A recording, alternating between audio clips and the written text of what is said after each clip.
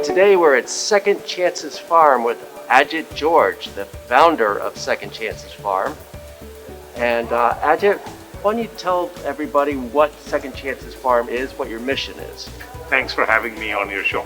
Well, what Second Chances Farm, we have two missions. One is to grow food indoors, vertically, 365 days a year in urban areas like Wilmington, Delaware. That's one of our missions. The other mission, which is just as important, is we hire almost exclusively people who are formerly incarcerated that we call returning citizens and give them an entrepreneurial track. And we combine these two so that we have a sustainable business enterprise. So we are a for-profit solution to a nonprofit problem. Excellent. Well, so two different things going on. There's the chicken and the egg. Which came first, the indoor growing concept or getting people back to work? I came this through as a capitalistic purpose. I'm a capitalist, and what I wanted to do was to figure out how can we reduce the recidivism rate. In this country, we have 2,300,000 people in prison. Only 10% are lifetimers, 90% will come out. This tragedy is, it doesn't matter which part of the country, between 60 and 70% of the people coming out of prison go back to prison in 3 years, right. Which is the recidivism rate. In Delaware, we spent $56,000 to keep somebody in prison. So it seemed to me as a capitalist, this was a misuse of capital. So I was trying to find a solution that was sustainable, that could address the issues of returning citizens and give them a new path, given the fact that they have a scarlet letter behind them. Excellent. And tell me some of the successes so far with some of your returning citizens.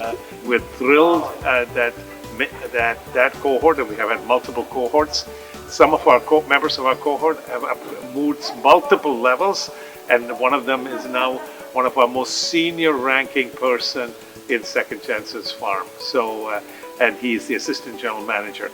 Many of our returning citizens have taken leadership positions, and now they're on a 52-week track to be entrepreneurs in residence, after which we hope to send them to other farms that we are going to start, like in Philadelphia, Chicago, and Las Vegas.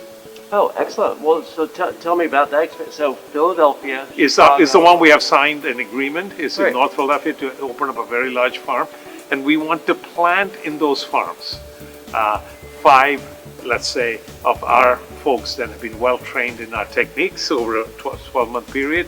They get to go to Philadelphia, and they become, if you may, the leadership team. They're seeding it. They become the trainers. They will know how to grow. They'll know our system. They'll recruit people from a local area, and then they come back, and they'll use us for any backup. We'll support them in purchasing and other kinds of stuff. So in each community, we hope to plant folks who have been trained in our system to go and start Second Chances Farm in those communities. Right. So those people that will go to Philadelphia, Chicago, Las Vegas, those will be returning citizens. Always will be returning citizens. So and they will be recruiting returning citizens. So it's the train the trainer program. Our model is meant to grow organically and locally, but we are planting each community with people who have experience here working with us and who we have confidence have shown over a 12-month period great leadership skills. Great. And so in this facility, how many people have you hired so far? So I believe we have right now over 20 returning citizens working full-time. We have a total, I think, of 30 people here out there, because we have some people like me who are not returning citizens in the leadership team. Our goal is by March or April of next year is to have 30 returning citizens here full-time working. Full-time. But now, how about right now you've got a fairly small footprint of the actual farm running. How about when you expand it out? So when we get to the full farm is on the other side of this building, we will have 30 full-time returning citizens on it. And then on this side of the farm, which will be Farm 3, there will be 30 returning citizens. Okay. Our goal in Farm 1, which is our original farm, is to use this as a training facility for other farms, and so that it's continuously bringing people, because people show promise, they come in, sometimes they don't work out for many reasons, Sure. but our goal is to have a cadre of people continuously coming in that we can fill any holes we have. Excellent. Why Philadelphia, geographically makes a lot of sense. But why Chicago and Las Vegas? Chicago was an accident. We had somebody who has a small indoor vertical farm that they've run for the last 4 years in Philadelphia, and I'm in Chicago. And they heard about us at an Opportunity Zone conference in Chicago, where the keynote speaker talked about our model, about being in an Opportunity Zone business and an Opportunity Zone. They contacted us because they wanted to expand. They loved our model, they loved the name, they loved what we are doing at a scale. So what they want to do is merge into Second Chances Farm Chicago. So we're working on the final details of expanding that to a 40 to 60,000 square foot building. They right now have a very small 4,000 square feet and want to do it at scale. And they believe that our model makes sense. And in Las Vegas, we were invited by the folks from the White House and to go out and meet the mayor and some large real estate developers on it, and to work at creating something in the Opportunity Zone. I got to talk to the mayor. Las Vegas invited us to come and set up in an Opportunity Zone. So in both Philadelphia, Chicago, and Las Vegas, our model is somebody else will build the farm out. We will go in with our team, set it up, and run the farm with our expertise. Great. So you mentioned Opportunity Zone. This building is in the Opportunity Zone. Tell me the importance of the fact that it is in an Opportunity Zone to the fact that you are here. So we picked this building because it was an Opportunity Zone, because it said that this was a community of need. And this clearly, as you know, is one of the communities most people in Wilmington do not know even exists. Sure. And so it is a place where people have never come. So we wanted to be sort of a voice of hope in the community, and we wanted them to make sure we didn't give up. And by being here, we have given life to an old building, breathed life into a new building, if you may. And we also are essentially offering hope. Hope is a commodity that doesn't have a dollar figure, but it provides employment opportunity. It said that we care. So Opportunity Zones gives us an opportunity to show we care. It has obviously some tax advantages for people who are investing. And more importantly, it sends a message to the broader community that these are forgotten areas that should not be forgotten. Great. So my understanding is part of the indoor farming, obviously you're growing food locally, which is great for the carbon footprint, but why is it the fact that you're growing 365 degrees or 365 days a year? Why is that important in terms of the carbon footprint? So most of our food, we don't realize, comes from long distances. California, Arizona, Mexico, Costa Rica, and other places, which means food has to be transported. Sure. During the period of transportation, the food doesn't improve. It's stabilized with some kind of chemical, so it doesn't improve in nutrients. By having food grown locally, you save on transportation costs, you save the carbon footprint on the transportation, but most importantly, you get incredibly fresh, locally grown food. So we should be able to get our food in 24 to 48 hours on the table, or into the grocery store, or wherever people buy. And the other part is it tastes so much better because we don't use any pesticide or chemicals. And so because we're indoor 365 days, we can control the environment. And Second Chances Farm is what is called controlled environment agriculture. That's the scientific. We control the light, we control the water, we control the temperature, we control every aspect of the farm. Wilmington, you're gonna have Philadelphia, you're gonna have Chicago, Las Vegas.